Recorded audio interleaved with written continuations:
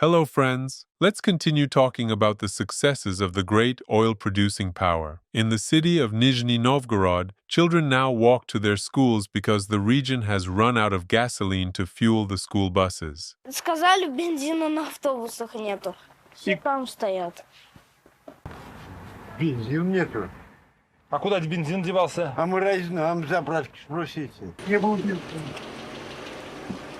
Не было. Бензина не было. Заправки нет. Даже вам не нашли? Нет, у нас вообще все автобусы стояли. Come on, friends. Our grandfathers used to walk on foot, and they left this legacy to you. Вроде школьники и дети должны быть в приоритете. Выше начальства. In the country of late Putinism, the priority will of course be children and the elderly, not a criminal war, of course. Получилась такая ситуация, что на заправках перебои с бензином. Поэтому было принято решение перевести детей на дистанционное обучение. Как же так получилось? Ну, это не ко мне вопрос, это, пожалуйста. First you stuff ballots for Putin during the elections, most often held in schools. And then you say there's no need to ask you any questions. Well, of course, we should just call Madyar directly. Говорят, сегодня ребят не привезли автобусы. А кого не привезли-то? Которые живут в деревнях, там, в Дубском, в поселках таких вот. Ты как добрался? Пешочком. Good thing people here surely have animals, because a horse, a cow, or even a donkey is still a decent way to get to school, isn't it? A love story that brings you to tears. Yulia, the wife of war hero Alexander Alexandrovich Reshetnikov, decided not to be bored while her husband is liberating Ukraine of its peaceful population. She went on a dating site to look for another man aged 20 to 40 for a romantic relationship. It's hard to describe how sweet and touching this is, pure Putin style. She openly writes on the site, "I have a husband, but he is far away and often absent. Yulia, my dear, I'm so scared here. And only the thought that you're waiting for me and love me keeps me warm." Location, Cheboksary, Chuvashia. Mayor Vladimir Dobrokotov sincerely promised the people he'd get a lot of important things done, and literally 5 days later, he resigned. As they say, a man made a promise, a man delivered. A short break from the sad news. Let's just leisurely watch how beautifully the leaves are falling this autumn in Belgorod.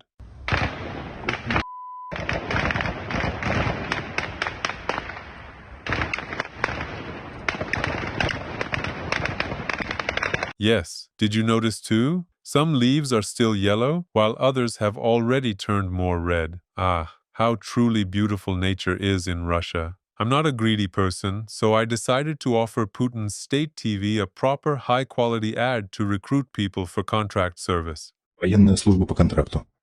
Понятные условия, стабильные выплаты. Возможности открыты в разных регионах страны. Звоните прямо сейчас. Берем с заболеваниями и судимостью. Принимаем СНГ даже без знания языка. И гарантируем самые большие выплаты. Будь там, где ты нужен. Мы принимаем звонки каждый день с 10 утра до 10 вечера. Now that's more like it. I watched it and immediately felt like leaving my kids, going to fertilize someone else's land with my limbs, and, if I'm lucky enough to survive, spending the rest of my life standing in metro stations and underpasses begging. News segment. The world's second strongest army, yet another pro-Putin millionaire went to storm Ukraine. Out of 20 men, he miraculously survived, and now says his only wish is to stay alive, return and shoot his commander. Мирнов Алексей Валерьевич с Иркутска вызвал ИВАК. На запросы никто не отвечает. Здесь только 200-е. Было больше 20 человек. Я остался один. Эти пи***цы забыли про нас. Наше командование. Смотрите, пацаны, сами. Вот смотрите, что с нами стало. Вот это вот Жека. Я с ним был в одной учебке. You can watch three things endlessly: fire burning, water flowing, and Putin's heroes proudly, fearlessly, and with honor fighting when they come face to face with the real consequences of war. Не идите сюда, на Украину, воевать. Не наша эта война. Подумайте о своих семьях, о детях, о своих. Как вы их любите. Все уедем в черных мешках. Я прошел столько, по стольким трупам. Это жесть. Наше командование, им до нас. Контракт подписал, ты для них просто мясо. Просто и все. Они думают только о себе, а нас, им до нас. Что со мной будет? Я тоже такой же, наверное, буду. Trying to talk people out of going to fight in Ukraine? Is he discrediting the Great Army? And what happened all of a sudden? How did you end up here? Was it too boring to sit at home? It's clear that you're scared now, but what you never explained is why you decided to come all the way from Irkutsk, almost 6,000 kilometers, to a foreign country with a rifle just for quick money. Friends, now is the perfect moment to hit the like button. And don't forget to share this video with your friends. Thank you. Location: Moscow. Due to a massive attack by Ukrainian drones, aircraft are taking evasive low-altitude routes, literally flying just above the rooftops of high-rise apartment buildings.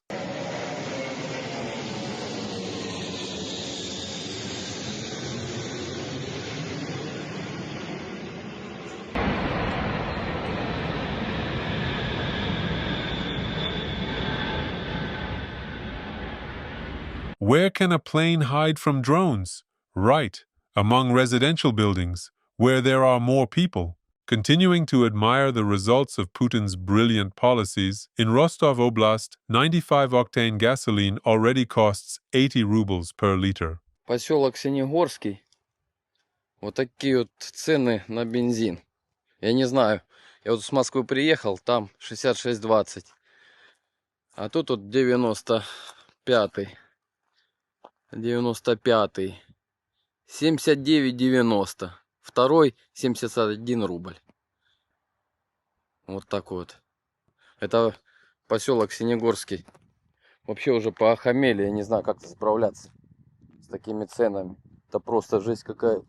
Be careful what you wish for. After all, Putin's regime never abandons its own in trouble. Be sure that tomorrow they'll hang a giant banner opposite the gas station that reads, "Comrade, short on cash for petrol? No problem. Sign a contract with the Ministry of Defense." Best roads, best repairs. In the Kursk region, local authorities carried out an expensive road overhaul. Perfectionists were moved to tears. Everything's so perfectly even, every brick sits neatly against its neighbor. Never happened before, and yet, here we go again. Only 20 days ago, Putin promised not to raise the value-added tax, and today the finance ministry announces it will go from 20% to 22%. First, you have to pump the oil, sell it, and dodge sanctions. That's slow. It's much easier and faster to take the money for the war straight out of Russians' pockets. Friends, making content on YouTube is getting harder every day because of blocks and restrictions. But thanks to your support, this channel keeps going. I also want to say a huge thank you to everyone who keeps supporting the channel with one-time donations in the YouTube comments. You're the best. But if you can, please consider doing it through Patreon or buy me a coffee instead. That way, your support reaches me much more directly. YouTube takes a 30% cut, while those platforms only take around 10%. Plus, you get extra perks. For example, with a Patreon subscription starting at just $3 per month, you get early access to new videos and exclusive content not available anywhere else, like the raw, unfiltered testimony of a Russian paratrooper dragged into the invasion of Ukraine without warning or choice. He exposes the chaos, corruption, and cruelty inside the army, and how telling the truth made him a target of the FSB. A very special thank you goes out to those of you who, on top of your Patreon membership, still find a way to support me through one-time donations on Buy Me a Coffee.